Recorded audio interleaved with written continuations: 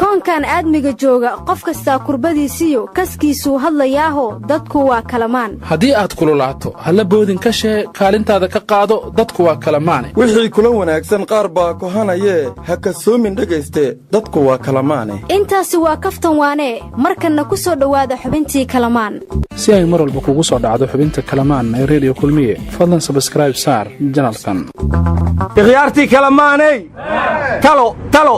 ila tali walaal aan kula taliye toogadaada noo sheeg walaal aan maqli jiray war taladana noo sheegaysaan ma mida garan weydeen ba mise mida gaari weydeen war tashada ma khasaaraa la yiriye noo sheeg talada war talaa lagu meel maraa maxaynu guddoonsanaa talaadaa ku nool ayadu kuguma noolo war reeg taladii tolo kor haaji shal teegan ee taladana si walaalow war haddaan tashanno dhulkeenna iyo baddeenna waan difaacan karnaa war horta waxaan maqli jiray ummaddii tashaweyda waa loo taliyaaye maa talada iga sugtaan xaggee u inraagaysaan war maalin dhiweed iskumaanaad heedeen maantana waad tashanaysaan goormaad soo buraaragteen war adeero xabaalo toos baa laydhaa dhegaysa uun war yaa tanoo kala arkay war madaxda soomaalidan tala u hayaaye warka iga dhegaystaha iska boodinine tala haddaad madaxdu u hayso maad iyaka u geysad mugaad ununka nugula soo dangagayso war taladu macaa shacabkay qusaysaaye naga dhegaysta maalintii dhowayd markuu ra'iisul wasaaruhu dhagax dhigayey waddooyinkii la dhisayey dadku waa ku dhibtooday oo waddooyinkii oo dhan baa la xihay maantana waxaa xabsi cusub la xarigga laga jarayey oo laga dhisay xaruntii ciidanka asluubta ayuu ra'iisul wasaaruhu xarig ka jarayey sidoo kale noloshii waa istaagtay waddooyinkii waa la xidhay waxaan kula talin lahaa marka madaxda soomaalida mar dambe inaysan xaflad ka qayb gelin xafiiskiisa asagoo jooga mas-uulku inuu yidhaah wadda heble waa la dhisi karaa meel heble dhismaheeda hadduu dhammaaday haddaan xarigga ka jaray anoo xafiiskayga jooga maadaama adeeggii iyo noloshii istaagayaan markii madaxdu xaflad aadayso horta waa tala fiican beriga waxay ahayd maalinka ciidanka asluubta soomaaliyeed la aas-aasay mugama waxaad rabtaa madaxdu aya koo xafiiska hore joog inay yidhaahdeen ciidanka asluubta waa u hambalyayhaynaa maalinta xorniyadda waa u hambalyayhaynaa inay xafiiska hore ka dhahaanoo xafiiskuuga qayb galaan miyaa la rabaa war anigu waxaan ku talinayaa madaxweynaha iyo ra'iisul wasaaruhu xafiiskooda inay laayf ka soo galaan oo ay dhahaan galfadhiga baarlamaanka waa furan yahay wax wadda la xidhaayana aysan jirin antaas ahingraag emaysiinka boohan madiidiya waxa fiisjo fidhiid fartaniinka taliyeen leymaa fartanisiinka taliye war waxa wadaan waa idaacadii ruushko kale dhegaysa ama ha dhegaysanin madaxdu inay guryo hore joogaana karoon inay shacabku cadibmaanoo meel ay mara waayeenoo noloshu cariiri ku gasho war waxaanay kula talan lahay halka maalin oo madaxda ay lagu baxsanaysa inaad guryihiina si toosa u joogtaan war wixii shacabka u daran madaxdu inay sameeyaanba maaha maalin kastoo wadda la xidhana waxaa isku dhibaatooda shacabka iyo ciidanka dadweynaha dhanna waxaa loo ciqaabaa dembiilayaalaan shacabka laga aqoon marka madaxda waxaan leeyahay haddaan shacabka loo turin dan yartana la taakulin tubta marinka laga xidho horta yaad u talisaan waa la taakuleeyaa wantiningaleta ogoonto booliska oo booreyanka anti lahaka haayo ooytinti ugu badaaso hiraabto untinininkasheen taakuleenga leeraytaas war ciidankii qaraxyada hor taagnaa aaw mishaarlaan u cabanaye ilma aabbahood dhintiyaa warkaayo war agoontii aabbayaasho dagaaladii sokeeyo ku dhinteen cid taakulaysa lama arko war kuwaasi mar horay qaan gaareen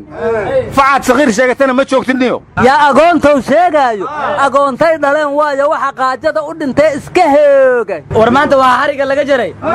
xabsiga ugu weyn afrika oo laga hirgeliyey xaruntii ciidanka asluubta aryaadhaha xabsiga afrika ugu weyn haddii xamar laga furay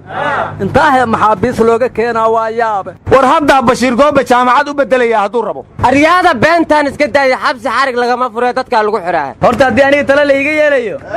xabsigaas idinka idinka bilaabi lahaa laakiin waa magaalo laga dhex furay arkaalayahe yaa ra'iisul wasaaruhu xabsiga ma in anuunkanala ku xidho u furay warwar ma haysina maanta waxay ku beegan tahay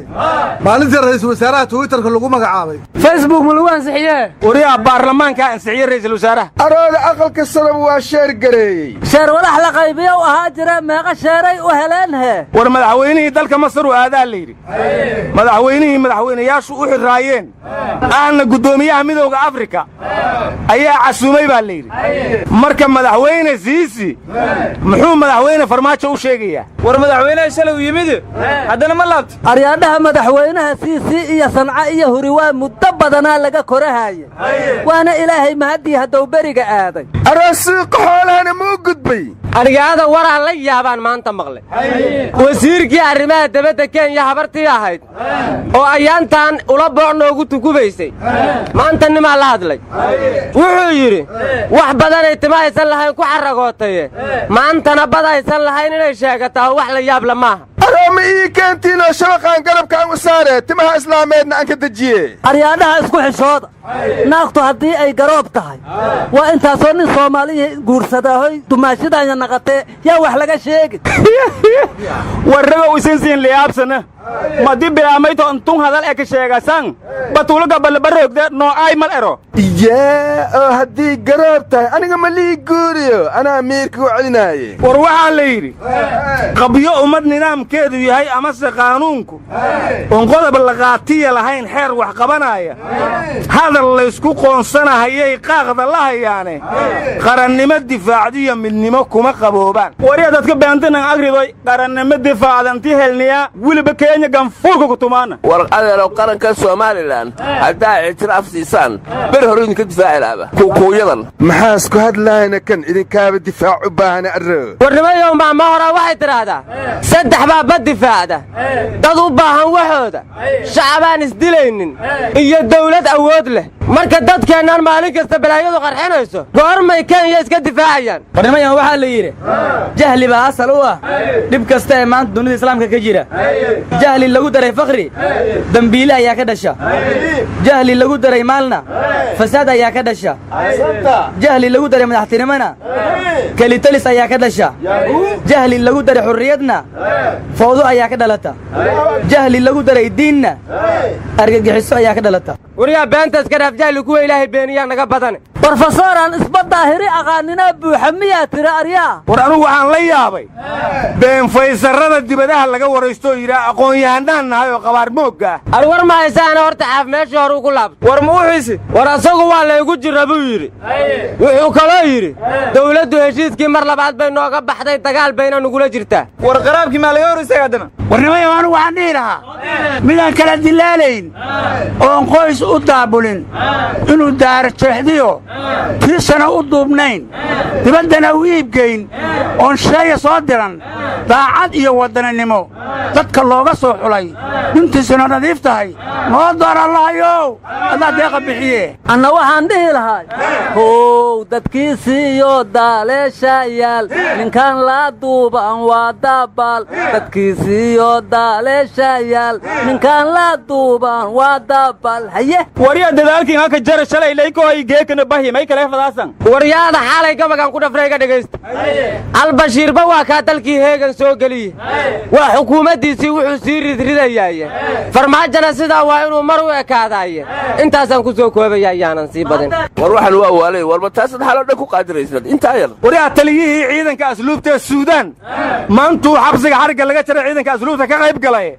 goormaa bashiir dawlad ridi yaa zoli adaya billah عليك ماشي وين لو عارف عيونك لو عارف عيونك أنك مقلد وأروح عمر الزهور عمر القرام عمر المنى وريعني ما عارف فكرتي بين تاوي